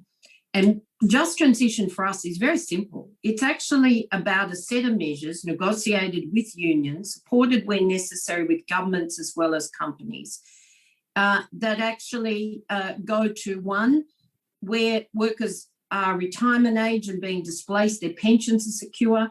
Where they're slightly younger and opt for early retirement, there's a bridge to secure pensions. Where they're younger workers and they need both income support, reskilling support and redeployment support, and of course then investment in communities themselves, with workers, their unions, but also communities. And there are many local mayors or authorities who are absolutely visionary about this, but we need companies to take that responsibility, and some do, but a lot don't. Then, of course, if you look at automotive, different story. We will lose jobs in automotive. There's no doubt about that. You can't go from a combustion engine to an electric engine with half the parts or thereabouts and not lose jobs. The real question there is, where are we creating jobs? in either broader industry or related services that are quality jobs, because you can't take an auto worker, a technician, an engineer, a highly skilled and unionised worker and put them on a charging station and pretend that's an equivalent job. So we definitely need to map those jobs and to look at job creation. Let me give you the target for full employment to reach SDG 8 of the Sustainable Development Goals, Goal 8, which is full employment and decent work. We need 575 million jobs by 2030 in the economy, formal economy, and we need to formalise with minimum living wages and social protection, greater security, at least half of the informal economy, which would be 1 billion workers. Now, if we don't do that, we won't have an inclusive future, but this offers us the chance, because every unit, dollar, euro invested properly in transition will indeed achieve jobs. And I want to say, do not leave out the care services in that. You need resilience if COVID-19's taught us anything. So yes, these industries can make a contribution, as Nick said too, everybody can. But indeed, there are 80 million jobs in education alone missing right now, in healthcare, in aged care, in childcare. This is the fabric of secure societies, as well as, of course, then the infrastructure we need for, you know, other areas as well. Thank you, Sharan. And you mentioned the visionary leadership, and I wondered whether I could hand over to you at that stage, Rachel, to get your perspective on that question in the Scottish context, where, you know, you really have been visionary leaders for Scotland there. Thanks, Sophie. So I think that there's a couple of points to make. I think it is worth just picking up on what the core themes of the recommendations from the Just Transition Commission were to the Scottish Government. And there were 4 themes. The first theme, which is actually pretty profound, which is about planning. So the conclusion that we came to was that the more orderly the transition is to net zero, the less chance there were of bad human impacts. One of the things that we were concerned about was that when we took evidence from some sectors of the economy, there were not clear net zero transition plans in their own sense, and our fear was that if they're not even planning how to get to net zero, how on earth are they going to protect the human beings that are employed in it? And so our first big sort of recommendation, I suppose, was to make this a national mission, and we recommended that there should be a minister with formal accountability on this, and when the new government was created 2 weeks ago, there is indeed a Just Transition Minister. Then there was another bucket which was all about skills and about a guarantee of retraining for workers affected. And it's things, you know, you get really granular in this. So it's like the portability of the certificates that allow people to work offshore in oil and gas to come onshore into the electricity industry. And then there's a big theme around community empowerment. Now, I obviously represent a very big energy company, but we understand that the scale of the challenge is so great, we need all hands on deck in order to bring about a net zero economy. So yes, we're involved in building wind farms that are 3.6 gigawatts or whatever, but community involvement in this is actually a part of the story too, because it builds that sort of commitment to net zero. And we say quite a bit about land ownership and all sorts. And then the last thing was some recommendations about consumers and consumer protection. Again, you get granular, you know, you start getting into the detail, but you think about decarbonising heat, one of the biggest challenges we face as a society. And you think about that the vast majority of people in the UK have got gas central heating systems. If they have district heating schemes instead, then there are real protections we have to put in for consumers, because they won't be able to choose their supplier. They'll be stuck with one. So there's all sorts of consequences here that we need to think about. So I guess the Scottish Commission is slightly different from some of the international ones because of the powers of the Scottish Parliament. We only made recommendations on things where there was jurisdiction. Nevertheless, we tried to get this broad sense, and that actually, to bring about fairness, you do need all hands on deck and you need everybody involved. Great, thank you, Rachel.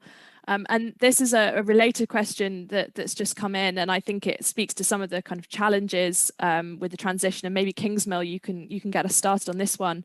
But in the energy transition, what are the expectations for heavy industries such as steel and cement that are high carbon but also necessary for the social infrastructure in developing and emerging economies?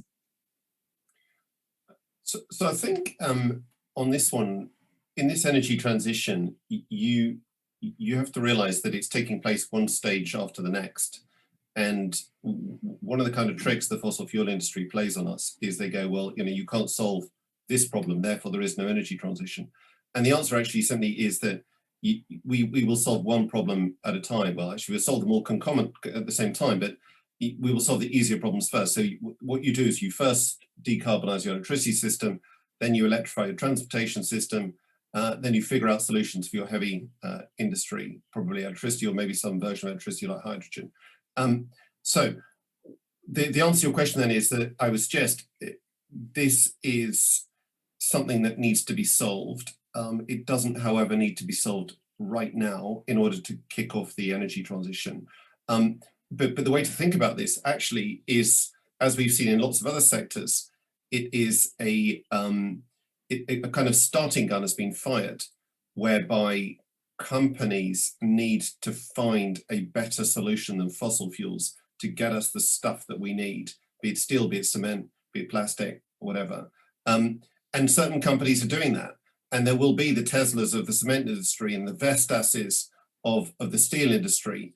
And those who don't get the memo and don't transition will go bust.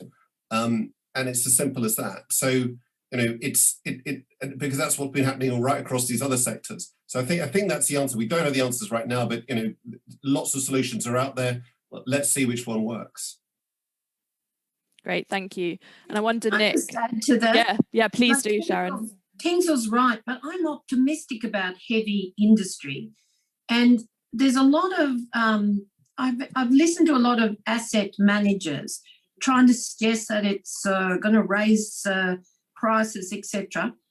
If that's true, it's in the short term. And I can tell you that from the work we're doing in places like Sweden on clean steel, the work in India with, cement.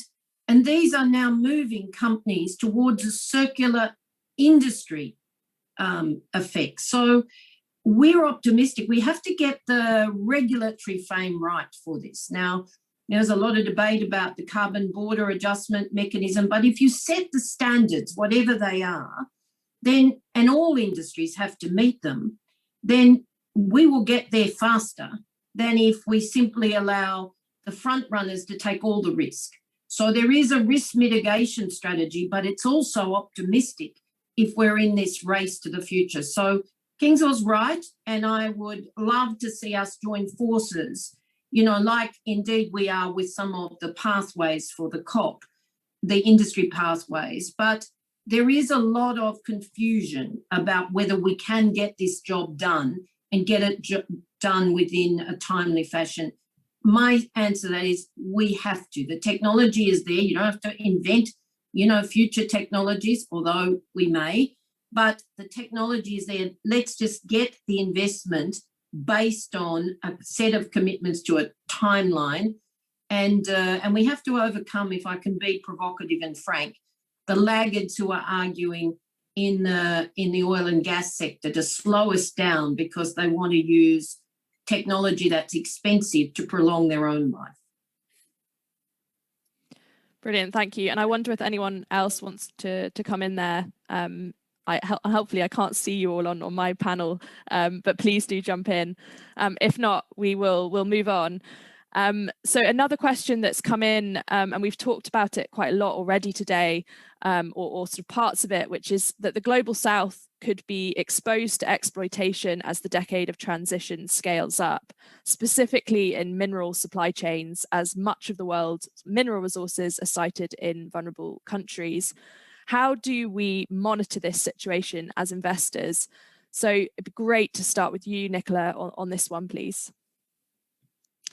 Yes, thank you. And I think that is such an interesting question. And obviously, Nick had particularly focused on that in his talk in terms of the critical need for supply chains also to be very much involved with this positioning. I think, certainly the move for a more clean economy will need more resources from copper, lithium, nickel, and all sorts of other minerals, particularly for the manufacture of wind turbines, solar panels, and batteries.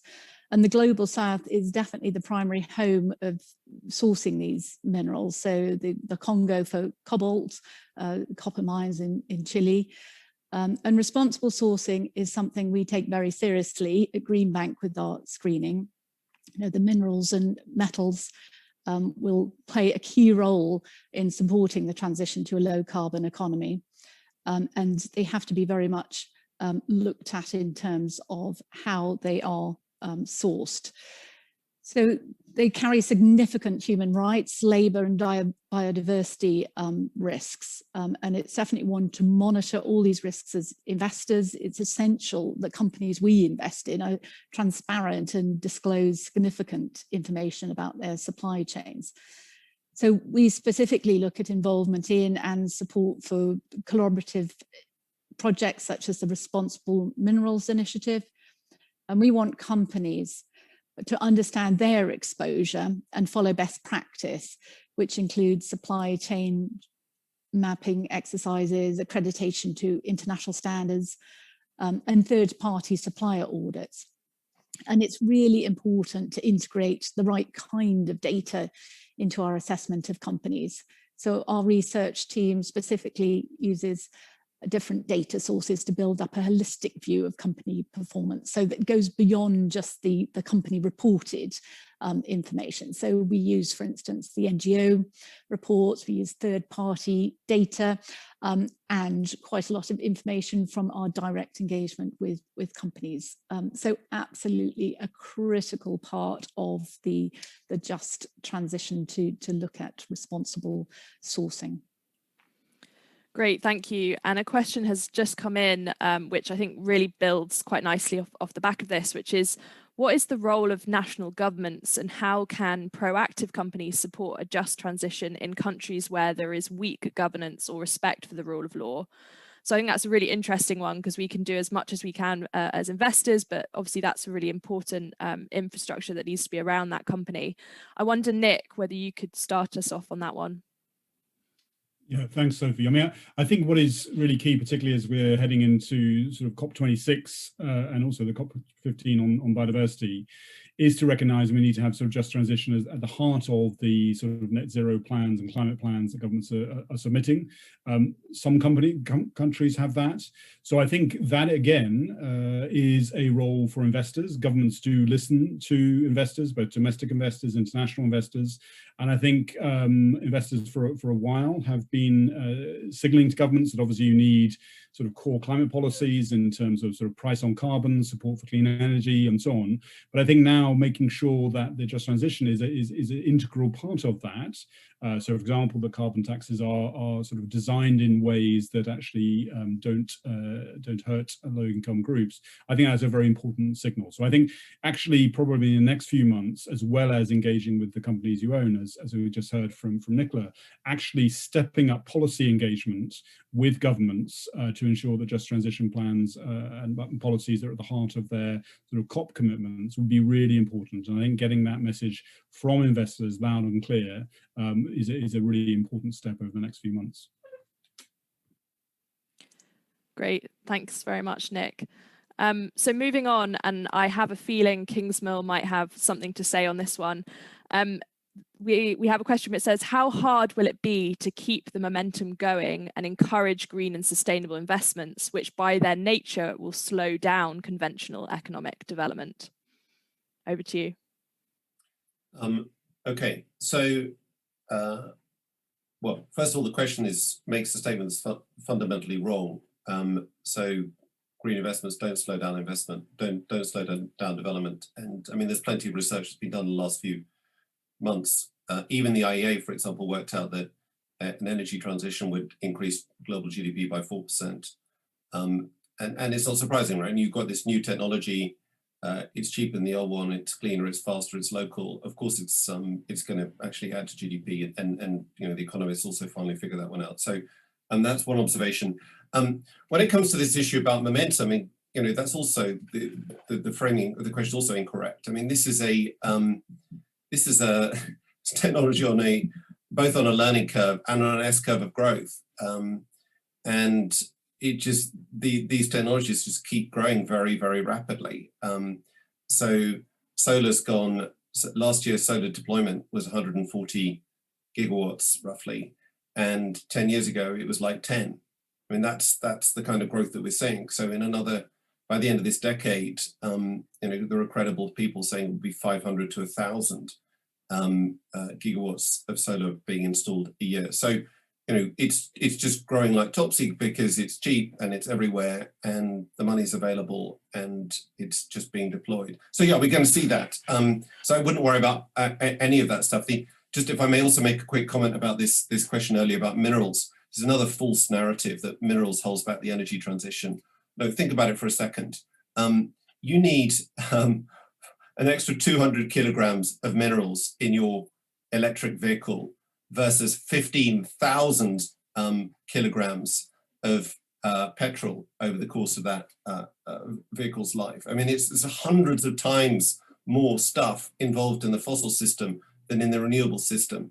And the same thing goes, so the IEA, for example, worked out you need 45 million tons extra of minerals in the energy transition, and made a big song and dance about how dangerous that was. That's nonsense. You need 12,000 million tons of fossil fuels every year.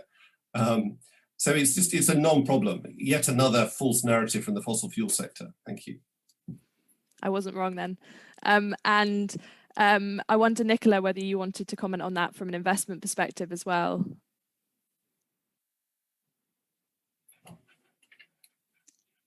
Yes, I mean, in terms of looking at, you know, across sort of chains and how we get there from an investment point of view, I think, you know, it is incredibly important to look at sort of all issues of how we transform to the just transition. And I think certainly, you know, as Kingsmill was saying there in terms of the minerals, that is, you know, is important to make sure that we look at all issues from that side. But, you know, particularly from the investment perspective now, I think we are encouraged by the commitment that we're getting from various companies in terms of responsible practices, really stepping up to the game now. You know, certainly in my long career in ethical and sustainable investment, this is the first time I feel that we're definitely getting the broad understanding from companies of their responsibilities across supply chains and the wider communities. It's definitely thinking in a much more holistic way, and also much more in a collaborative way. You know, we're seeing a lot of industries now that are setting good standards and best practices and collaborating in clusters together as well to make sure that that sort of research and development is being done at that stage, but taking in that holistic approach from including all communities and consumers. So it's a multi-leveled transition that we are seeing now, which is definitely encouraging from the investment point of view. Great, thank you. And I'd say that we definitely don't see that trade-off between looking forward to the investment opportunities in this transition and the financial returns over the long term that you can get. So thank you for that. And to close the panel, I wanted to end with a quick fire round around all of you, hopefully. So please do keep comments quite short. But I want us to end on a positive note. I think, Sharan, you mentioned, you know, sometimes it's hard to be optimistic because of the scale of the challenge that we have ahead. But I want us to close on an optimistic note. So I want to know, what are each of your reasons to be optimistic about us achieving a just transition to net zero? And maybe if we could start with Nicola, please.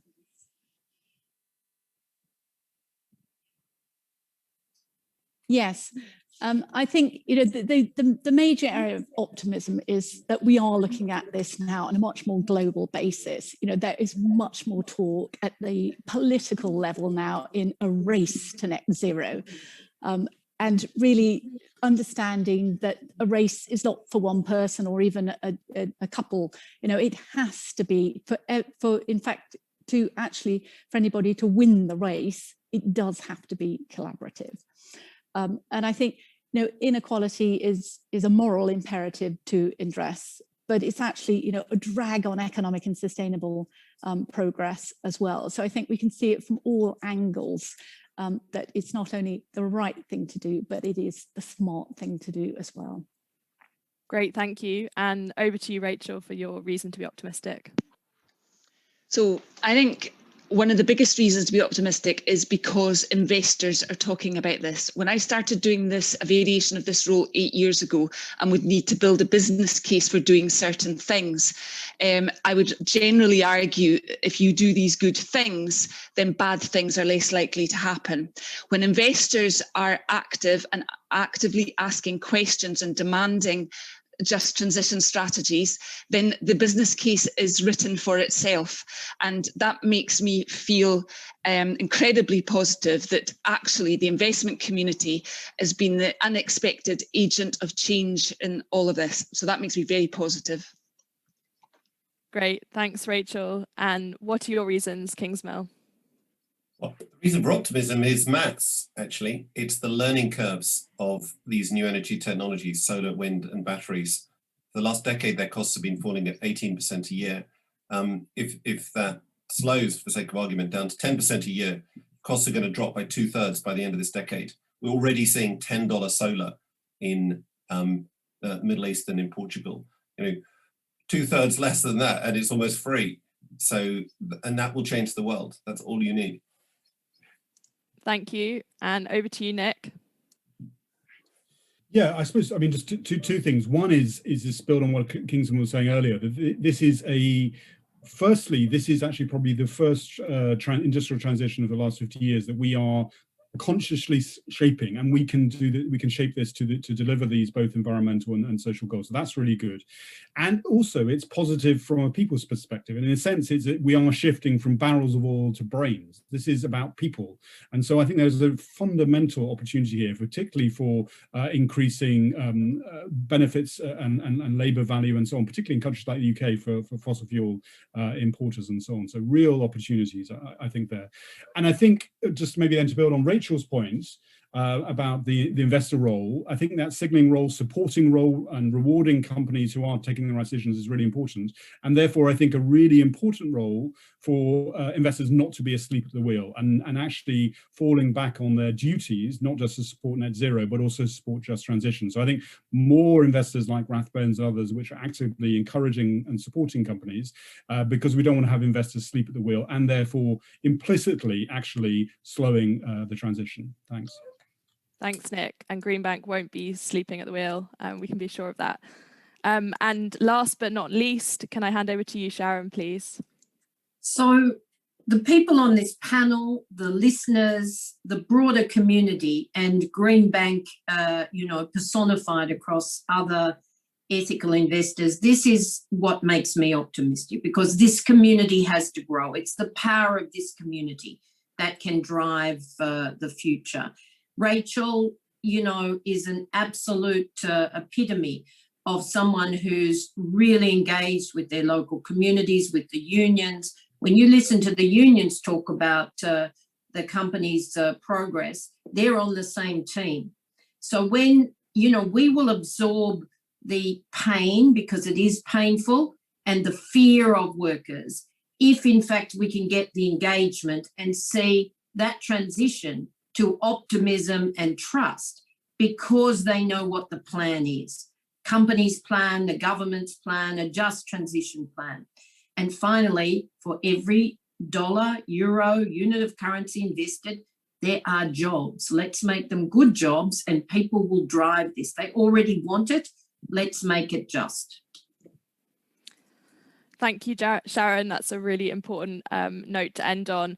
And that brings our panel to a close. And I just want to say a huge thank you to all our speakers today. And I'd now like to hand back to John for some closing remarks. Back to you, John. Thank you very much, Sophie. And first of all, I'd like to say a big thank you to all of our speakers, our chair, and to all of you for listening and taking the time to join us today.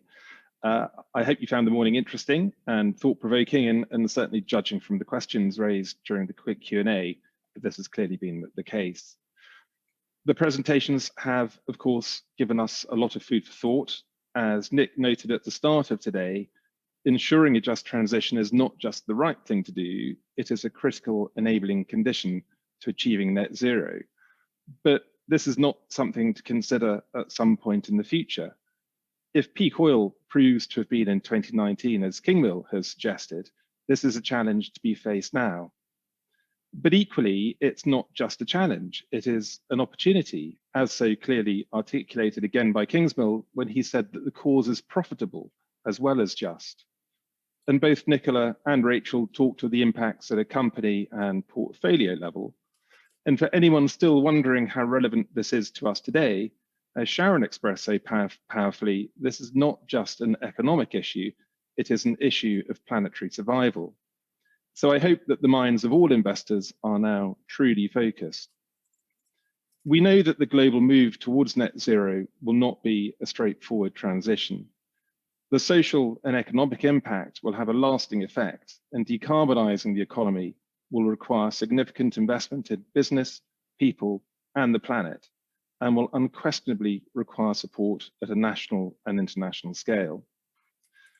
The planned COP26 UN climate talks in Glasgow later in the year will report progress made to date and highlight where urgent action is needed. We very much hope that the talks will give fresh impetus to the Paris Accord, and as investors, we will continue to watch carefully to see how climate considerations can and must be integrated into our portfolio management. The recording of today's Investor Day will be available to view on demand by using the same link that you have used today, and do please share this link with anyone you think may be interested. We will be writing up the event for inclusion in our Investor Day review, and this will be available in September, so do please keep an eye on our website for this and other Greenbank updates and news. We'd be hugely grateful if you could take a couple of minutes to fill out the feedback form. The link is on the engagement panel. And of course, if you would like to speak to us further on today's subject or any aspect of Greenbank's ethical, sustainable, and impact investment services, please do get in touch. So thank you all once again, and goodbye for now.